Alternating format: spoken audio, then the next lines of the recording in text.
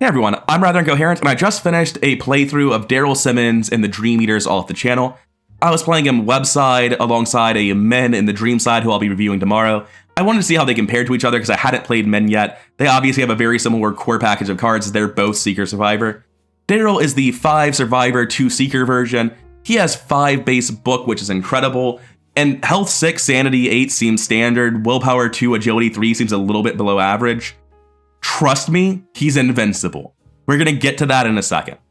Darrel's signature is the Kodak, which starts in play, and in my experience in Dream Eater's website, it's going to vary from campaign to campaign, but so far I've expected to get around 2 evidence per 3 turns, a little bit less than that maybe, a little bit more than that maybe. But generally speaking, while it won't go off every turn, there are going to be plenty of things like Frozen in Fear and the like going off. And as the game scales up with more players, this is easier to trigger. Because then you're like, oh shit, hey, you're Frozen in Fear. Walk over there with the clues. I'm going to come take a picture of you cowering next to him. So that's a thing that you can do. That's a way he scales positively with player count. I think in 2-player especially, he might be a little bit weaker because he gets a little bit less evidence. And also, we'll get to this, he can only get so many clues in one location.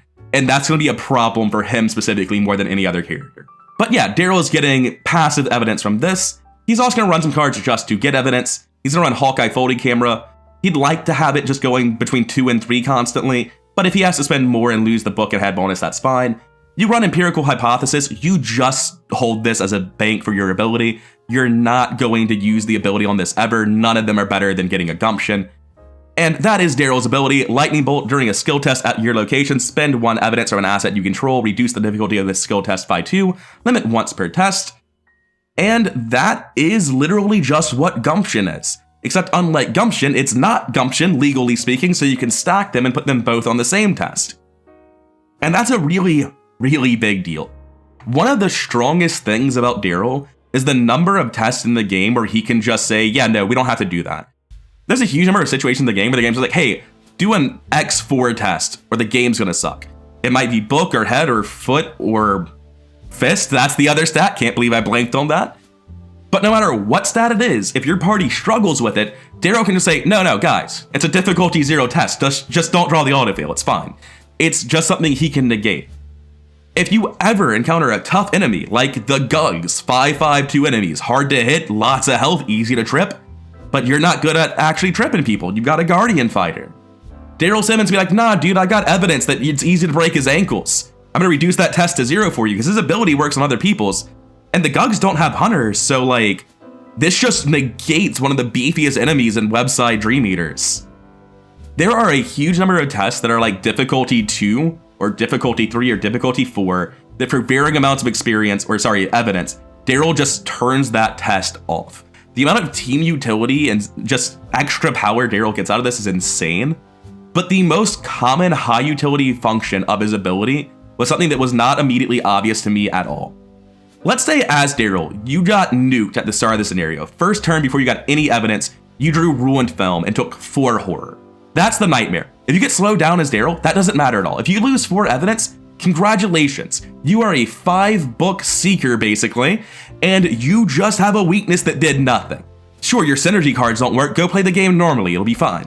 But if you get that big nuke at the start, you can be afraid of dying to horror. It's like one of the obvious things you're afraid of with Darrel is the potential of being a 2-head character with 4 sanity soak, and that's terrifying. Rotting Remains can't kill you, because what you're going to do every single time you draw Rotting Remains is spend an evidence to reduce the difficulty to 1. Rotting Remains doesn't deal 3 damage when you autofail it, it deals the amount you failed by.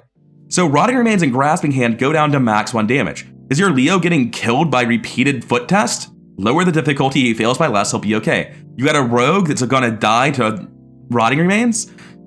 Just make them not. Are you gonna die to Rotting Remains? You better not let that happen, it's your fault if it does. Like, he's able to negate so much of what the game throws at you, it's absolutely outrageous. You just need to get these things in play and start banking some evidence to do it. And to that end, Seeker Survivor has the best draw in the game. At a Crossroads is Red Deep Knowledge. Nothing Left to Lose is the best draw card in the game in your first cycle, and if we're talking about setting up, the first cycle is the only one that matters. Practice Makes Perfect is arguably the best draw card in the game because it hits Perception and Unrelenting, and then you play them twice, which draws a whole lot of cards. So yeah, there's a lot of draw in this deck. You're going to get these assets pretty quickly, and you're going to get that evidence and start getting the utility out of this ability. It's absolutely wild. I cannot overstate the amount of utility this has. On his own, as a 5-book Survivor Seeker with this card pool, he gets clues enough to be an impressive character.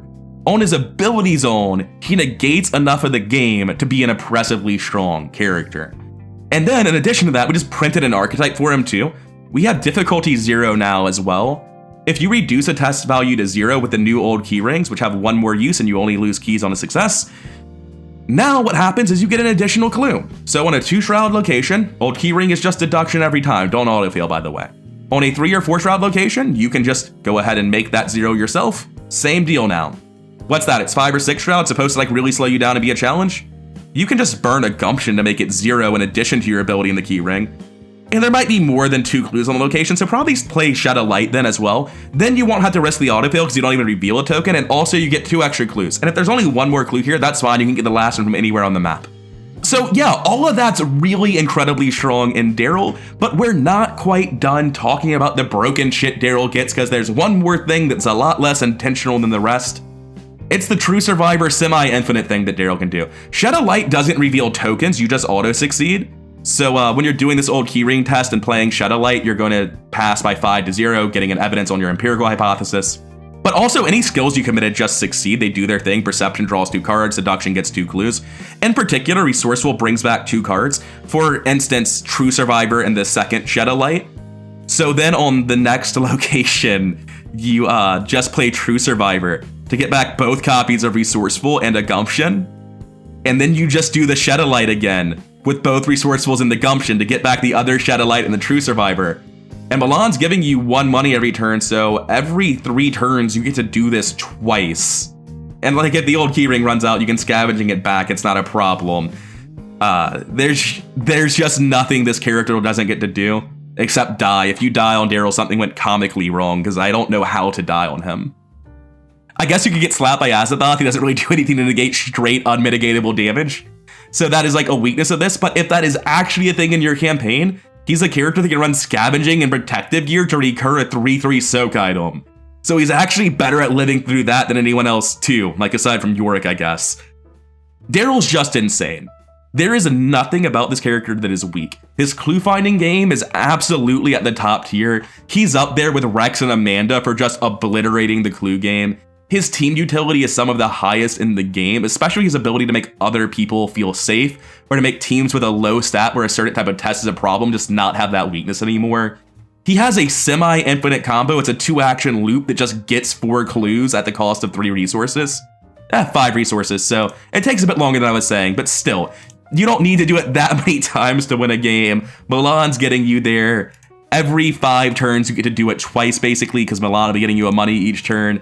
And if you need more than 12 clues in 5 turns, then I guess you'll just have to use the other, 11 actions you had in that time to get clues through all the normal ways a 5-book Seeker can get clues. He's just disgusting. He doesn't have a weakness, he has insane team utility, crushes the clue game, basically invincible. Love him to death, loves playing him, crushed the game. And that's without even ever using this combo. Like, I just got this in the finale. You don't need this combo to break the game in half. I will say that Exploit Weakness is a conspicuous absence from this deck. It's not actually good in Darrel because it's arguing for the same resources that your main job wants. But I want to point out how good Darrel is, that somehow Exploit Weakness doesn't feel like the right card and I never got to use it. It's very much like having a clue version of Mark. You just don't need to help on the fight game. If your fighters are struggling, that's their fault. They should just be better at fighting. Because you could run Exploit Weakness, but it requires you to use your ability on it. It wants you to save Gumption for it. It takes up a card slot in a very tight deck. So you really don't want to. But if you did run Exploit Weakness, it would be one of the best cards in the game, just bar none. It would be a 2-cost event, where if you use your ability and a Gumption for it, you can either fight an enemy with 4 or less fist, or evade an enemy with 4 or less foot. That's basically every enemy in the game. There are very few enemies that have 5/5 for fist and foot. Now, if that enemy's not elite, it's just dead. Put it in the discard pile. If it was a victory enemy, you shouldn't have done that because it's not going in the victory display. But it's still not a problem that's killing your team right now either. Now, if it is elite, you might think, oh, non-elite cards suck. It's not going to do anything. No, actually, it just auto-evades them and deals 3 damage. It's just like one of the best events in the game. It's just like, don't even do a test, perform a successful vicious blow sweeping kick from your fighter. It's insanely good. But it wants the same resources that you're using to do your job. It wants Darrel's evidence. It wants your gumptions. You want to save those for Shadowlight. You don't want to be holding card slots for janky stuff like that. You just want to be going fast as you can. And that's why I don't think Exploit Weakness has a home here. Or possibly anywhere. I think if it does have a home, it's probably... No, I don't think it has a home anywhere. I don't think Quick Learner Survivors actually make a better use of it than Darrel. I think if Darrel is not running this, then probably no one is. Because, like, once you're using Shadowlight, you're so good at your job that you just shouldn't be doing anything else. Also, a lot of these cards, Quick Learner Stella works pretty well in her, but that's not what this video is about. I would say this video is just about wrapped up. I guess we can go look at a level 1 deck real quick. I'm going to show the 12 experience deck instead. You can see here that I've upgraded my old keyrings to level 3s. I've cut out Luckies, Live and Learns, and Analysis, which are wonderful level 0 filler cards, in exchange for Unrelentings to have more draw on my Practice Makes Perfect, add a Crossroads to have more draw everywhere, and Gumptions to trigger my ability. This is a great snapshot of what the early game deck looks like, what you run at 0, what your priority upgrades are. He's just good at every point. Like, sure, Shadowlight's a lot worse in Scenario 1 when you only have your ability and an old keyring with 4 charges total across both of them. It's not as good there. But you still just absolutely obliterate a 2-shroud location with your ability or a 4-shroud location with a keyring. Like, you still get value out of it. All of this does stuff from beginning to end, and the more experience you get, the more broken it gets. But unlike most decks where I say that, like rogues spend an infinite amount of experience, Darrel gets to like 30 experience and the deck is just totally, completely finished. I don't know what I add after this. I don't know what card you cut. Every card in this deck is insane. After this, I'm like cutting Milan for a different ally and buying a Charisma, and I guess the other ally's Granny Orn? Like, I really don't know how to spend more experience than I have already. The deck doesn't cost experience, the character does everything. I'm gonna stop rambling. You can clearly see how I feel about Darrel Simmons. The guy is unstoppable. Play him for yourself, you'll have a good time. I've been rather incoherent. If you've enjoyed hearing me gush about how amazing Darrel is, then like, comment, subscribe, all that stuff really does help the channel grow, and I'll see you in the next one.